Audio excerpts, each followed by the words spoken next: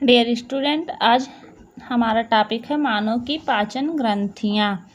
पाचन ग्रंथियाँ क्या होती हैं? तो आहार नाल व उससे संबंधित ग्रंथियाँ जो भोजन को पचाने में सहायता करती हैं, पाचक ग्रंथियाँ कहलाती हैं। आहार नाल व उससे संबंधित ग्रंथियाँ यानी कि यह हमारा आहार नाल, ये पूरा आमाशय से लेके ये और इससे संबंधित जो ग्रंथियां हैं जैसे कि अग्न्याशय हो गया, ये लीवर हो गया, यहाँ लार ग्रंथियां होती हैं। ये सभी ग्रंथियां आहार नाल से संबंधित होती हैं, उसी को हम पाचक ग्रंथियां कहते हैं।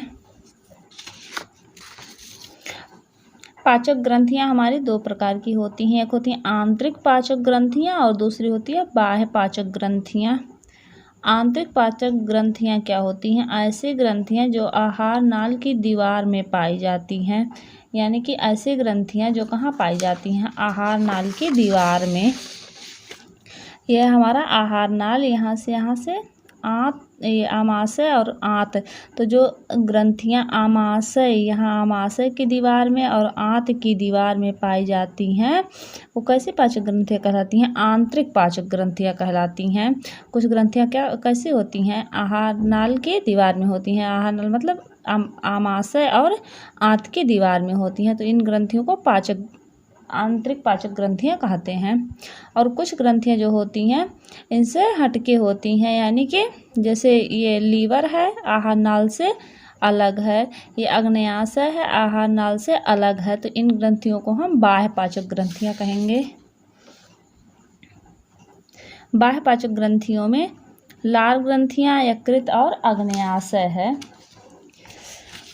यहाँ देखिए यकृत है, ये यकृत है और ये अग्न्याशय है। ये कौन सी पाचक ग्रंथियाँ? बाह्य पाचक ग्रंथियाँ हैं।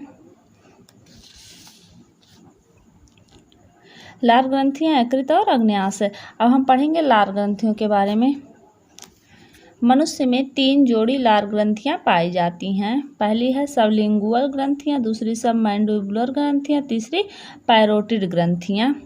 ये तीनों ग्रंथियां कौन सी ग्रंथियां? लार ग्रंथियां हैं। और दूसरी जो हमारी पाचक ग्रंथि है वो है लीवर यानी कि यकृत। ये देखिए यह है हमारा लीवर। लीवर हमारा शरीर की सबसे बड़ी ग्रंथि होती है। ये शरीर की सबसे बड़ी ग्रंथि होती है। ये चॉकलेटी कलर की होती है और उदर गुहा में यानी कि पेट में दाहिने तरफ स्थित होती है। ये 2 भागों में बटी होती है। ये देखिए यहाँ दायां पिंड है और ये छोटा वाला बायां पिंड होता है। लीवर शरीर की सबसे बड़ी ग्रंथि है जो पित्त रस उत्पन्न करती है। लीवर क्या बनाती है? पित्त रस का निर्माण करती है और उदर गुहा में दाहिनी ओर स्थित होती है। लीवर का भार लगभग 1.5 किलोग्राम होता है, 1.5 किलोग्राम होता है। इसके ऊपर एक थैली लटकी होती है जिसे पित्ताशय कहते हैं। पित्ताशय में पित्त रस इकट्ठा होता है। यहाँ देखिए ये थैली है, यही है पित्ताशय। ये लीवर जो पित्त रस बनाता है, पित्त रस इसी पित्ताशय में एकत्रित हुआ करता है।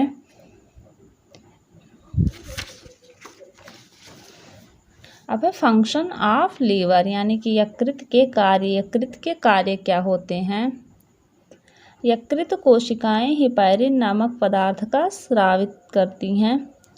यकृत में लीवर में कोशिकाएं पाई जाती हैं जिनसे कौन सा पदार्थ? हिपैरिन नामक पदार्थ स्रावित होता है। हिपैरिन क्या होता है?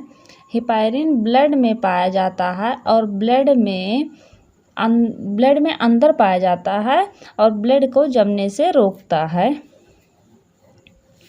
यकृत शरीर में बने विषैले पदार्थ को निष्क्रिय करता है। यकृत क्या करता है? जो विषैला पदार्थ होता है सबसे पहले यकृत ही उसे निष्क्रिय करता है।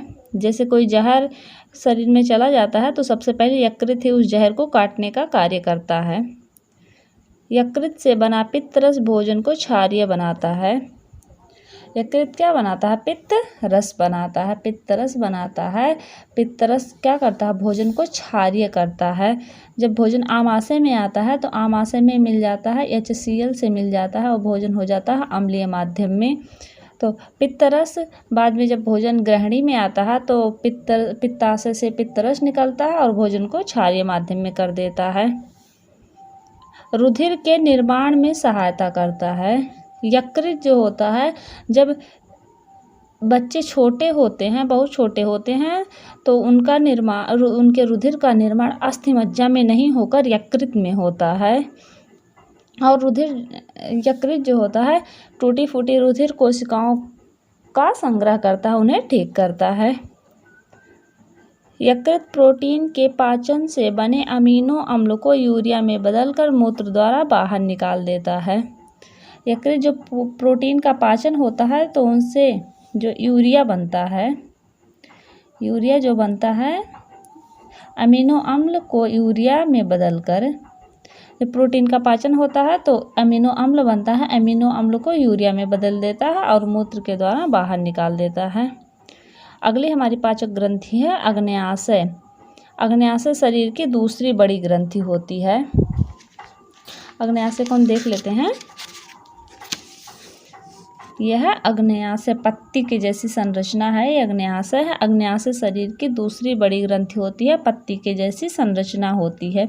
यह आमाशय, यहाँ इसके ऊपर यहाँ आमाशय होता है, यहाँ जहाँ खाली स्थान यहाँ आमाशय होता है, यह आमाशय के ठीक नीचे स्थित होती है, पत्ती के आकार की होती है, दूसरी बड़ी ग्रंथि होती है। अग्न्याशय क्या निकालती है? अग्न्याशय रस निकालती है। अग्न्याशय के ठीक पीछे, आमाशय के ठीक पीछे अग्न्याशय नामक दूसरी बड़ी ग्रंथि स्थित होती है। यह 18 सेंटीमीटर लंबी और 4 सेंटीमीटर चौड़ी होती है। अग्न्याशय जो होती है उसकी लंबाई कितनी होती है? 18 सेंटीमीटर और चौड़ाई 4 सेंटीमीटर होती है। अग्न्याशय से अग्न्याशयी रस निकलता है। और एक इम्पॉर्टेंट चीज़ है, यह अंतःस्रावी और बहिःस्रावी दोनों प्रकार की ग्रंथि है, अतः इसे मिश्रित ग्रंथि कहते हैं। अग्न्याशय जो होती है वो नलिकाहीन यानी कि ऐसी ग्रंथि होती है जो अग्न्याशय रस का स्रावित करती है, वो बिना नलिका के अंगों में पहुंच जाता है। और बहिःस्रावी नलिकायुक्त भी ग्रंथि है। ये ग्लूकोज को, ब्लड में ग्लूकोज को कम करने वाला पदार्थ इंसुलिन बनाती है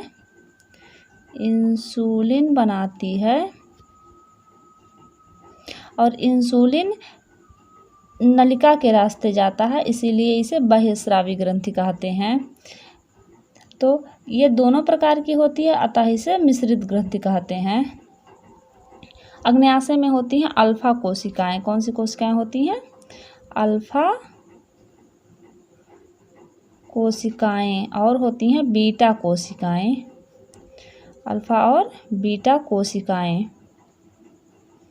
ये दोनों कोशिकाएं जो होती हैं इंसुलिन और ग्लूकागॉन हार्मोन्स निकालती हैं। इंसुलिन हार्मोन्स जो होता है ब्लड में शर्करा की मात्रा को नियमित करता है, और ग्लूकागॉन जो दूसरा हार्मोन्स होता है ग्लूकागॉन, वो ब्लड में शर्करा की मात्रा को बढ़ाता है। अगर मान लीजिए ब्लड में ग्लूकोज की मात्रा कम हो गई तो ग्लूकागॉन उसको बढ़ा के बराबर करेगा, और अगर ज़्यादा हो गई तो इंसुलिन जो हार्मोन्स होता है उसे घटा के बराबर करेगा। तो ये बहिःस्रावी ग्रंथि का कार्य की, और इनसे निकलता है पाचक रस जो भोजन को पचाने में सहायता करता है। ये अंतःस्रावी ग्रंथि का कार्य की। अग्न्याशय दोनों प्रकार की ग्रंथि का कार्य करती है, इसीलिए अग्न्याशय को मिश्रित ग्रंथि कहते हैं। कौन सी ग्रंथि? मिश्रित ग्रंथि कहते हैं। और ये शरीर की दूसरी बड़ी ग्रंथि होती है।